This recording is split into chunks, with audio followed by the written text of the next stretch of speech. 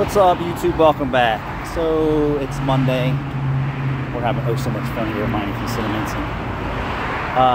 We're finishing up the Ford that was at the Ford dealership. We have it on a vac test now. And why I'm making this video today is yesterday we were driving down a busy road and there was a car on the side of the road with the suspension that fell off. You wonder why the suspension fell off?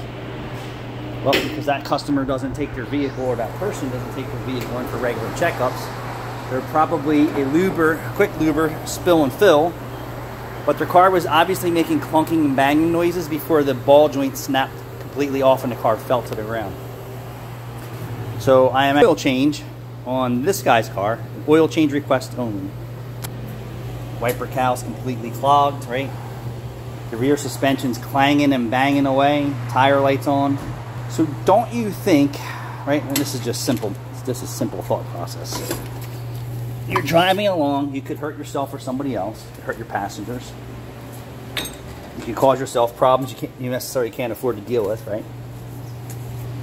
Let alone, you have to pay for a tow truck to get your car towed to wherever you're going to probably fix it. If not, you're going to get it towed to your house or the junkyard.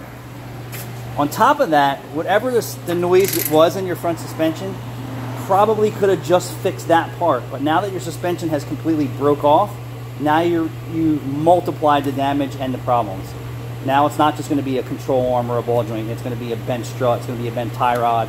It's going to be a wheel alignment. It's going to be a brake hose, an ABS harness, an axle. You just took a simple job, a simple repair job in some cases, depending on the vehicle, and turned it into a catastrophic major effing ordeal for yourself. Thanks for watching.